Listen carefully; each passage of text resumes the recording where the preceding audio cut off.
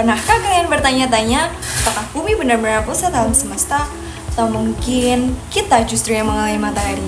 Nah, dulu banyak orang percaya bahwa bumi adalah pusat segalanya.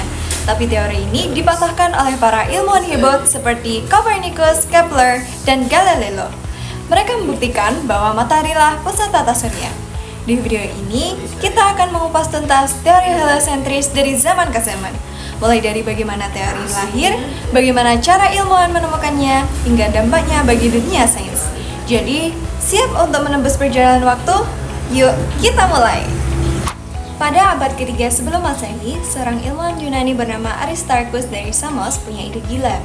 Bagaimana kalau matahari yang jadi pusat alam semesta dan bukan bumi? Sayangnya, idenya ditolak mentah-mentah. Kenapa?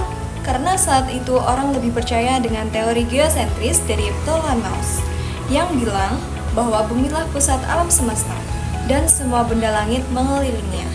Selama berabad-abad, teori geosentris tetap bertahan, didukung oleh gereja dan tokoh-tokoh besar. Tapi ilmuwan muslim seperti Al-Tusi dan Ibnu Satir mulai mempertanyakan, benarkah bumi benar-benar pusat segalanya? Mereka menemukan bahwa perhitungan mereka tidak cocok dengan model geosentris.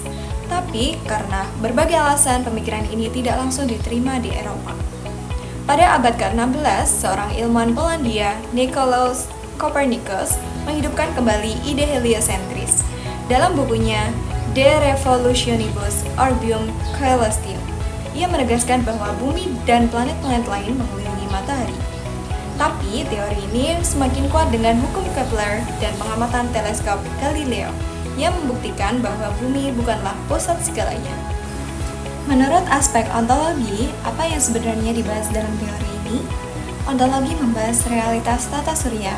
Sejak Aristarchus, ada gagasan bahwa matahari adalah pusat tata surya, bukan bumi. Copernicus kemudian memperkuat teori ini dalam bukunya De Revolutionibus Orbium Coelestium. Dengan teori ini, kita memahami bahwa matahari adalah pusat tata surya dan planet-planet termasuk bumi bergerak mengelilingi sesuai hukum alam. Menurut aspek epistemologi, bagaimana cara ilmuwan menemukannya?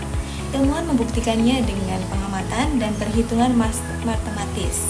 Galileo menggunakan teleskop untuk mengamati bulan-bulan Jupiter membuktikan bahwa tidak semua benda langit mengorbit bumi.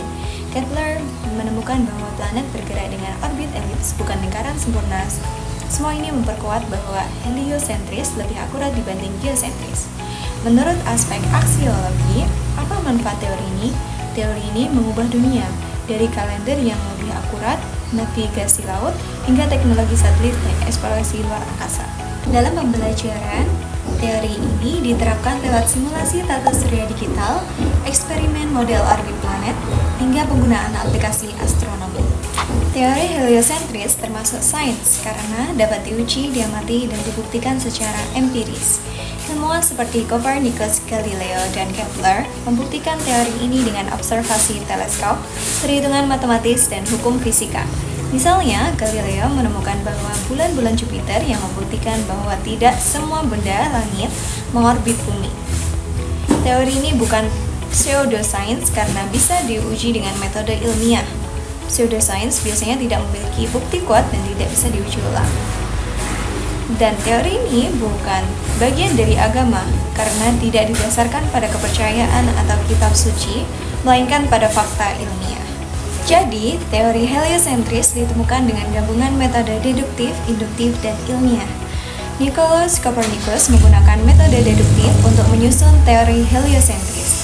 Ia memulai dari prinsip-prinsip umum yaitu perhitungan astronomi dari Yunani kuno, lalu mengembangkan model matematis untuk membuktikan bahwa planet-planet bergerak mengelilingi matahari. Galileo Galilei dan Johannes Kepler menggunakan metode induktif. Mereka mengamati langit dengan teleskop, mencatat pergerakan planet, dan akhirnya menyimpulkan bahwa orbit planet berbentuk elips, bukan lingkaran sempurna. Teori heliosentris akhirnya diterima karena diuji dengan metode ilmiah. Ada observasi, hipotesis, eksperimen, dan verifikasi oleh ilmuwan lain. Galileo menemukan bulan-bulan Jupiter, Kepler merumuskan hukum gerak planet, dan Newton menjelaskan dengan gravitasi. Jadi teman-teman, teori heliosentris bukan hanya mengubah cara kita melihat alam semesta, tapi juga membuktikan bahwa ilmu pengetahuan selalu berkembang. Dulu ide ini dianggap gila, sekarang jadi dasar ilmu astronomi modern. Ini bukti bahwa kebenaran ilmiah akan selalu menemukan jalannya. Semoga video ini bikin kalian makin paham tentang teori heliosentris. Jangan lupa like, komen, dan subscribe, biar kita terus belajar hal seru lainnya. Aku Nabila Rahmatina Diastuti, sampai jumpa di video berikutnya. Bye-bye!